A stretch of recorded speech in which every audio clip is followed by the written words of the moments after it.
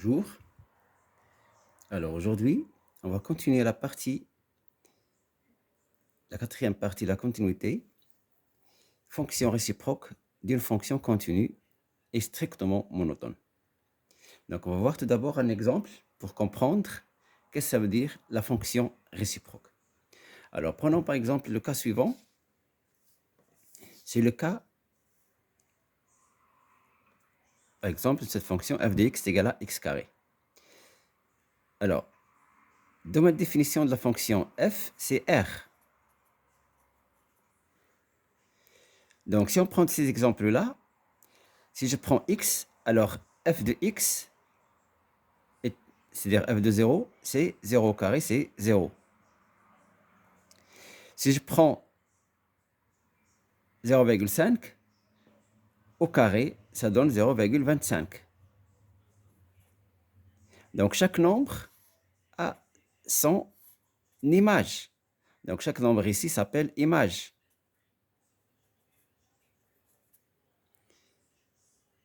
Si je prends 1 au carré, c'est 1. 1,5 au carré, c'est 2,25. 2 au carré, c'est 4. 2,5, c'est 6,25. 3 au carré, c'est 9. 4 carré, c'est 16, etc. Donc, on a pris ici des exemples.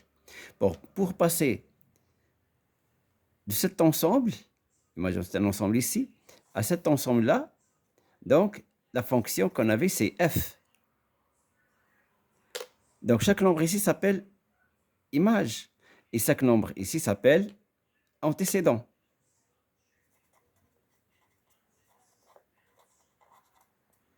Antécédent. Donc, ici, c'est x. Et là, c'est y. Donc, c'est-à-dire que f de x est égal à y. Hein? F de x est égal à y. Y, c'est l'image, et x, c'est l'antécédent. Alors, le passage de cet ensemble à cet ensemble, c'est f, c'est la fonction f. Et le passage inverse, c'est-à-dire le passage de cet ensemble à cet ensemble-là. Là aussi, c'est une autre fonction. La question qui se pose, comment s'appelle cette fonction? Alors, cette fonction s'appelle la fonction réciproque. Fonction réciproque. Réciproque de la fonction f. Hein, fonction réciproque de la fonction f. On la note. Hein, elle est notée comment? Tout simplement f moins 1. Ce n'est pas f puissance moins 1, mais c'est f moins 1. Ça s'écrit comme c'est une puissance, mais ce n'est pas une puissance. Mais ça se lit f moins 1. Donc f moins 1, c'est quoi? C'est une fonction réciproque de la fonction qui a été déjà définie de cet intervalle à cet intervalle. Alors là, si vous l'avez remarqué, on n'a pris que des nombres positifs. C'est-à-dire qu'on a pris une restriction de la fonction f, mais ce n'est pas sur R tout entier, mais uniquement une partie de R. Donc, on va prendre une partie de R qui est 0 plus l'infini. C'est-à-dire que les nombres positifs. Donc, I, c'est là où est définie la fonction f. Elle est définie dans un intervalle du domaine de définition. Alors, la question qui se pose, f, elle est définie de I vers un certain intervalle. Et cet intervalle n'est rien d'autre que f de I, c'est-à-dire c'est l'image de I. Alors, dorénavant, cet intervalle, on va l'appeler J. Donc, on représente J, c'est l'image par la fonction f de l'intervalle I. Et on a déjà vu comment déterminer l'image d'un intervalle. Et on a déjà vu aussi les conditions à avoir sur la fonction. Alors, maintenant, la fonction f-1, c'est-à-dire la fonction réciproque, elle est définie de quel intervalle vers quel intervalle? Donc, elle est définie de J vers I. Donc, là, c'est I et là, c'est J. Hein? Donc, c'est la fonction réciproque. Elle est définie, hein, f-1 est définie de l'intervalle J vers l'intervalle I. C'est le contraire de la fonction f qui a été définie. Hein? La fonction f a été définie de l'intervalle I vers l'intervalle J. Et l'intervalle J n'est rien d'autre que l'image de la fonction de l'intervalle, pardon, J. Alors, dans notre cas ici, on va essayer de déterminer cette fonction réciproque. Donc, pour passer de 0,25 à 0,5, qu'est-ce qu'on a fait? Pour passer de 4 à 2, qu'est-ce qu'on a fait? Alors, donc, si vous l'avez remarqué, le 4, avec la racine, ça donne 2. 2,25, avec la racine, ça donne 2,5. Donc, la fonction réciproque de cette fonction ici, qui a f de x associé x carré, ce n'est rien d'autre que la fonction f moins 1 de x, qui a x associé, hein, quoi? Racine carrée de x. Si je prends 9, son image, c'est 3 par la fonction f moins 1. Donc, f moins 1 de x, dans notre cas, c'est racine carrée de x. Donc, on va voir d'autres exemples et on va voir comment on va déterminer la fonction ou bien l'expression de la fonction réciproque f moins 1. Et on va voir dans quelle situation et quelles sont les situations à avoir pour qu'une fonction puisse avoir une fonction réciproque. Donc, continuons toujours l'exemple de f de x est égal à x carré et on va voir maintenant la représentation graphique de la fonction f de x est égal à x carré. Donc, si vous l'avez remarqué ici, là, c'est la courbe de la fonction f de x est égal à x carré. Alors, je n'ai pas dessiné la partie là où il y a les abscisses négatives, j'ai pris uniquement les abscisses positives parce qu'on a dit, prenons le i, où on a défini l'expression f, qui est une partie du domaine de définition. I, c'est 0 plus l'infini. Donc voilà. Alors, 0 a pour image 0, il est là. Le 1 a pour image 1, il est là. Le 2 a pour image 4. Le 3 a pour image 9, hein, si vous l'avez remarqué. Le 4 a pour image 16, etc. Donc, si vous l'avez remarqué ici, la fonction f de x égale à x carré, c'est une fonction continue. Hein? C'est une fonction continue. On a tracé la courbe sans lever le stylo. En plus de ça, c'est une fonction qui est croissante. Hein? C'est une fonction croissante. Autrement dit, c'est une fonction strictement monotone. Et la fonction réciproque ici, elle est bien définie sur l'intervalle J. Donc, d'une manière générale, une fonction f n'admet une fonction réciproque que si elle est continue et strictement monotone. Elle peut être croissante ou décroissante, strictement décroissante ou bien strictement décroissante. Alors, c'est ce qu'on va voir ici. Alors, la propriété nous dit si f est une fonction définie sur un intervalle i, avec i une partie du domaine de définition, c'est inclus dans le domaine de définition. Alors, si f est continu sur i et f est strictement monotone sur i, alors f admet une fonction réciproque notée f-1 définie dans l'intervalle j, qui n'est rien d'autre que l'image de i par la fonction f. En arabe,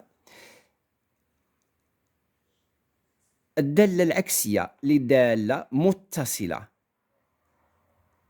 ورتيبة قطعا. إذا كانت لدينا دالة f على مجال e بحيث e هو جزء من مجموعة التعريف ديال f، في حالة ما إذا كانت f متصلة و f رتيبة قطعا على e، فإن الدالة f تقبل دالة عكسية نرمز لها ب f ناقص 1، وهي معرفة على المجال G الذي هو صورة F، الذي هو صورة E بالدالة F. الآن سوف نرى تطبيقات ونرى كيف نحدد تعبير الدالة العكسية F-1، يعني كيف نكتب F-1 لX. إذن سوف نرى بعض الأمثلة وتطبيقات لهذا. Alors, قلنا أن الدالة F، on a dit que la fonction F est définie de I vers J. Et pour tout x de i, il a pour image f de x. Autrement dit, f de x est égal à y, quel que soit x appartenant à i, et qui va dire que f moins 1 de y est égal à x. Alors, y, c'est l'image de x, et x, c'est l'antécédent de y. Donc, si on prend par la fonction f moins 1, y aura pour image x, et x aura pour antécédent y, pour tout y de j. Et n'oublions pas que f est défini de i vers j, mais f moins 1 est défini de j vers i. Maintenant, on va voir dans quelle situation f moins 1 est continue et quand est-ce qu'elle est monotone. Et quelle monotonie a-t-elle? Alors, on a dit que f est une fonction continue et strictement monotone sur l'intervalle i. Alors, la fonction f-1 est aussi continue, f-1 est continue sur quel intervalle? Bien sûr, sur l'intervalle où elle est définie, c'est l'intervalle j. Donc, f-1 est défini sur j. Ça, c'est la première des choses à retenir.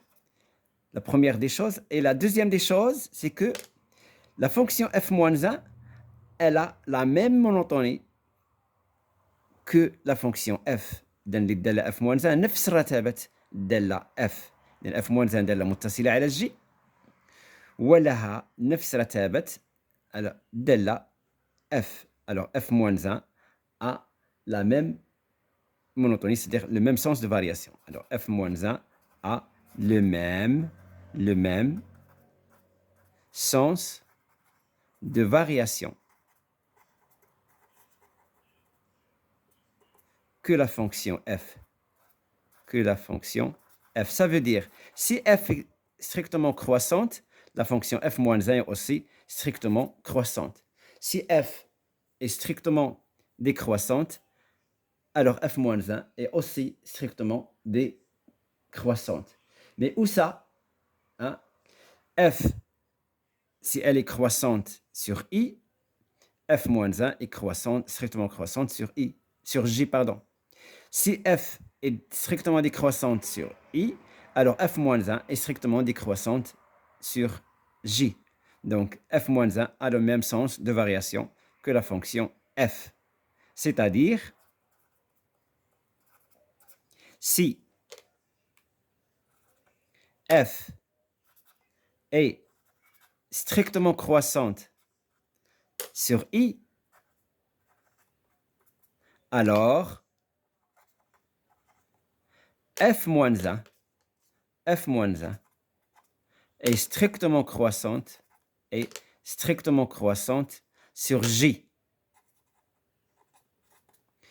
Et si f est strictement décroissante sur i, alors f-1 est strictement décroissante sur j. Voilà, on doit retenir ça et on va voir une application sur ce qu'on a vu jusqu'à maintenant.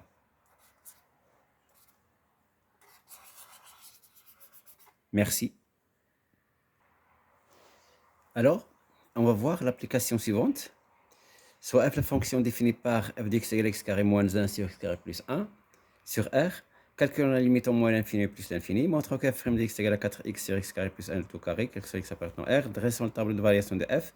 Soit j'ai la restriction de f à 0 plus l'infini. Montrons que g admet une fonction réciproque g moins 1, définie sur un certain intervalle j que l'on déterminera.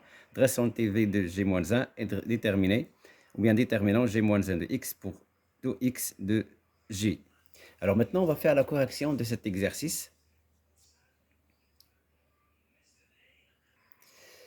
Alors, donc corrigeons cet exercice. Alors, si vous l'avez remarqué ici, le domaine de définition de la fonction f n'est rien d'autre que R. Pourquoi?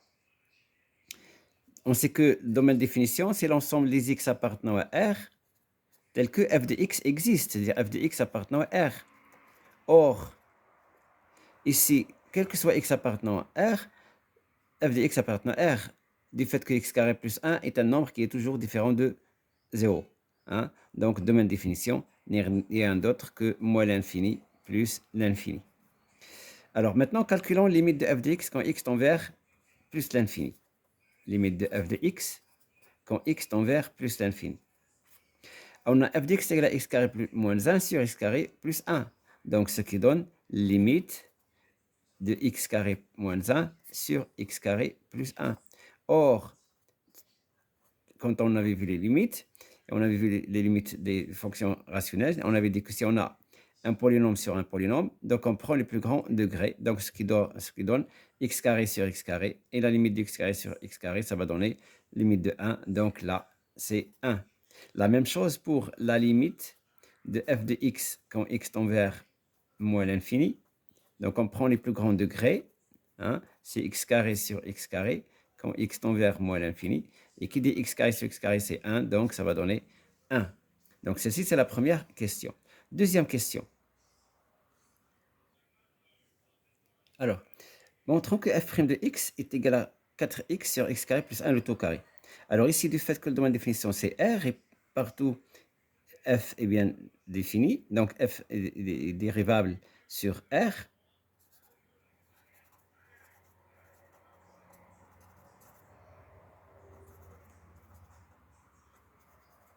et f' de x est égal. Bien sûr, c'est x carré moins 1 sur x carré plus 1 prime. Alors là, ça s'écrit, si vous l'avez remarqué, c'est la forme u sur v. Or, dérivé de u sur v, ça donne u prime v moins v prime u sur v carré, d'après les règles qu'on avait vues quand on avait vu les dérivés, bien la fonction dérivée d'une fonction dans le rappel. Donc, vous pouvez revenir au rappel et vous allez voir toutes les règles qu'on a vues là-bas. Alors, donc, ce qui donne f' de x est égal, donc c'est x carré moins 1 prime fois, oui, un facteur de x carré plus 1, moins dérivé de x carré plus 1 fois, ou bien facteur de x carré moins 1 sur v au carré, c'est-à-dire x carré plus 1, le tout carré. Alors, f' de x est égal. Alors, dérivé de x carré, c'est 2x, d'après la règle qu'on avait vue. X à la puissance n prime, c'est n, x à la puissance n moins 1. Donc, le n ici, c'est 2. Donc, 2 fois x à la puissance 2 moins 1, c'est 2 tout simplement. C'est, pardon, 1, et qui dit x puissance 1, c'est x. Moins 1, la dérivée de 1, c'est 0. On a dit qu'une constante, si j'ai une constante, prime, c'est 0. Alors là, on a déjà vu ces règles-là. Facteur de x carré plus 1, moins, alors la dérivée aussi de x carré plus 1, ça donne 2x, et la dérivée de 1, c'est 0, donc facteur de x carré moins 1, sur x carré plus 1, le tout carré. Alors, f' de x est égal, on va développer là-bas, donc 2x fois 2x carré, c'est 2x au cube, plus 2x fois 1, c'est 2x, moins 2x fois x carré, c'est 2x au cube, plus 2x fois 1, c'est 2x, sur x carré, plus 1, le tout carré. Alors, f' de x est égal, on a ici 2x cube et moins 2x cube opposés, 2x plus 2x, ça donne 4x, sur x carré plus 1, le tout au carré. Donc, la fonction f', la fonction f est bien dérivée et f' de x est égal à 4x sur x carré plus 1, le tout au carré, quel que soit x appartenant à R. Alors, on a dit que on veut tracer le tableau de variation, c'est la question suivante, la fonction f. Alors, f' de x, ça s'annule quand 4x s'annule. Alors, f' de x est égal à 0, équivaut à dire que 4x est égal à 0, ce qui veut dire que x est égal à 0. Donc, la fonction s'annule en 0.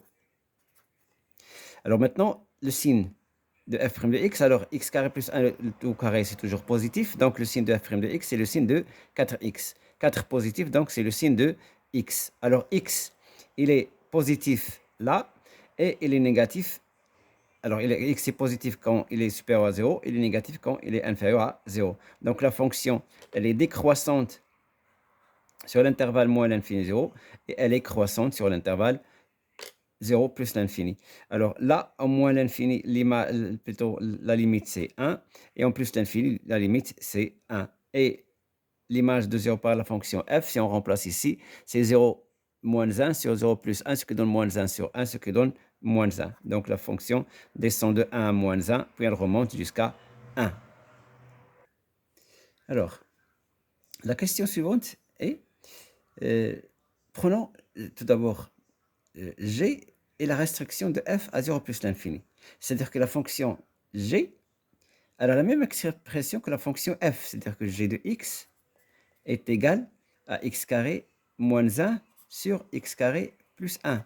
Mais elle est définie uniquement sur 0 plus l'infini. Donc on l'appelle la restriction de f à 0 plus l'infini. Alors montrons que g admet une fonction réciproque g moins 1 sur un intervalle j. Alors, l'intervalle j, on va le déterminer après. Donc, on a dit, si on revient au cours, quand est-ce qu'une fonction admet une fonction réciproque? Donc on a dit, si f est une fonction continue sur i, et f est strictement monotone, ou bien elle est strictement croissante, ou bien elle est strictement décroissante sur i, alors la fonction f admet une fonction réciproque qu'on note f moins 1 définie sur un intervalle j qui n'est rien d'autre que l'image de i. En arabe, إذا كانت f دالة متصلة ورتيبة على المجال i فإنها تقبل دالة عكسية f moins 1 التي هي معرفة على g الذي هو صورة i. إذا هل هذين الشرطين متوفرين عندنا احنا؟ يعني الدالة خص تكون f كونتينيو وهنا ستريكتومون مونوتون، يعني دالة رتيبة. هنا إلا شفنا الدالة الجي اللي هي اللي كنتكلموا عليها، فالدالة الجي بما أنها تساوي اكس مربع ناقص 1 على اكس مربع زائد 1، يعني هي الدالة اف، والدالة اف هي دالة متصلة على ار، اف كونتينيو سور ار. إذا فالجي بما أنها لا ريستريكسيون دو اف، إذا فهي متصلة على صفر زائد ما لا نهاية. وشفنا أن جي بريم لإكس n'est rien d'autre que f prime de x اللي هي 4x sur x carré plus 1 le tout carré. الو على صفر زائد ما لا نهاية اف كيف دايره؟ إلا رجعنا لجدول التغيرات ف اف على صفر زائد ما لا نهاية فهي تزايدية قطعا. إذا في هذه الحالة هذه فالجي حتى هي تزايدية قطعا. إذا فنقول مهما كان x من صفر زائد ما لا نهاية فإن الدالة الجي تزايدية قطعا. بقي أن نحدد هل الدالة الجي متصلة على صفر أم لا، فهي متصلة على صفر. إلى رجعنا لهنايا فالليميت دو اف دي اكس كون اكس، فالليميت دو جي دو اكس كون اكس فيغ زيرو هي صورة صفر، فيعطينا صفر ناقص واحد على صفر زائد واحد هي ناقص واحد. إذا فالدالة جي متصلة على يمين الصفر. La fonction g est continue à droite de 0. Donc je vais écrire ça puis on va continuer. Donc j'ai rédigé ce que j'avais dit oralement. قلنا أن الدالة g متصلة على صفر زائد ما لا نهاية بما أنها restriction d'une fonction continue sur R، يعني واحد الدالة على اختصار على الدالة f على R. Et on a quel que soit x appartenant à 0 plus l'infini, g' de x est supérieur à 0. C'est ce qu'on a déjà vu dans le tableau de variation. Et g continue à droite de x0 du fait que la limite de g de x tend vers 0 plus, 0 plus, est égale à g de 0 est égale à moins 1. Alors g est strictement croissante sur 0 plus l'infini. Par suite, g admet une fonction réciproque g moins 1 définie sur j. Alors le j on va le déterminer. إذا هنا الشرطين توفروا لنا أن الدالة j متصلة و متصلة، الدالة j متصلة على صفر زائد ما لا نهاية، والدالة j تزايدية قطعا على المجال صفر زائد ما لا نهاية. إذا فهي تقبل دالة عكسية j اللي هي j moins 1 معرفة على مجال جي سنقوم بتحديده. إذا شكون هو الجي؟ جي فهو صورة المجال اللي خدينا هو صفر ما لا نهاية. إذا هي صورة جي لصفر زائد ما لا نهاية. وكيف ما شفنا صورة مجال من قبل، فهذا بما أن الدالة جي تزايدية، جي دالة ستريكتومون كرواسونت، دالة تزايدية قطعا، فغادي يبقى لنا نفس الترتيب. إذا فهذا المجال هو جي لصفر، وعندنا هنا زايد ما لا نهاية. إذا نديرو ليميت دو جي دو إكس quand x tend vers plus l'infini. Alors, حنا حسبنا limite de g de x اللي هو limite ديال f de x quand x tend vers plus l'infini. Alors, ça va donner 1. و g de 0 راه حسبناه قبيله هو ناقص 1. إذا فالمجال g هو ناقص 1. بطبيعة الحال هنا درنا limite en plus l'infini. إذا فالمجال غيكون مفتوح. إلا اعتبرنا الدالة جي فهي معرفة على صفر زائد ما لا نهاية. إذا عندنا صفر زائد ما لا نهاية، بالإضافة إلى ذلك فهي تنعدم في صفر، تتساوي صفر هنا، وهي موجبة هنايا، فهي تزايدية من ناقص 1 حتى لواحد. إذا هذا المجال جي. إذا المجال جي هو صورة المجال إي اللي هو صفر زائد ما لا نهاية. إذا هنا يعطينا موان 1. Alors g moins 1 n'est pas défini, prime n'est pas défini au moins 1. حنا غادي نشوفوا هذه القضيه علاش من بعد ان شاء الله. الو هنا بالنسبه للواحد فهي ان ليميت، دونك غادي نحيدوها هنايا، سي اون ليميت. دونك ثم عندنا قلنا سابقا ان الا كانت عندنا الداله جي تزايديه فجي موان 1 حتى هي تزايديه. إلا كانت الدالة جي تناقصية جي موان 1 هي تناقصية. هنا عندنا الدالة جي تزايدية، إذا فالدالة جي موان 1 حتى هي تزايدية، وبالتالي فهنا يكون عندنا جي موان 1 بريم موجبة بوزيتيف، إي لا فونكسيون إلي كرواسونت. دونك كرواسونت منين تالين. إذا قلنا أن إلا كانت عندنا اف ديفيني دو إي فيغ جي ف اف موان 1 elle est définie de j vers i. وشكون هي i عندنا حنايا؟ هي صفر ما لا نهاية. دونك عندنا هنايا صفر وهنا عندنا زائد ما لا نهاية. alors c'est le tableau de variation de la fonction g moins 1. alors continuons. alors déterminons g moins 1 de x, c'est-à-dire l'expression de g moins 1 de x pour tout x de l'intervalle j qui est égal à moins 1, 1. alors g elle est définie de i vers j, qui a x associé g de x qui est égal à y. Donc, on pose g de x est égal à y. Alors, notre objectif, c'est revenir de là à là. C'est déterminer l'expression de g moins 1 de x. Donc, c'est déterminer cette expression. Donc, signifie que y est égal à x carré moins 1 sur x carré plus 1. Donc on doit déterminer x est égal à quoi en fonction de y. Ici, l'égalité des produits en croix. Multiplions y par x carré plus 1, ce qui donne yx carré plus y, est égal à x carré moins 1. Alors, ce qui donne, là, on va ramener le x carré là, le y ici. Donc, ce qui donne yx carré moins x carré est égal à moins 1 moins y. Alors, ce qui veut dire que x carré facteur de y moins 1 est égal à moins 1 moins y. Ce qui veut dire que x carré est égal à moins 1 moins y sur y moins 1. On va inverser pour supprimer le moins, et qui va dire x carré est égal à 1 plus y sur 1 moins y. Or, le x qu'on a ici, il appartient à 0 plus l'infini, parce qu'on a dit g de x ici. Et y appartient à l'intervalle, moins 1, 1. Donc là, du fait que c'est moins 1, 1, là c'est positif, et là aussi c'est positif.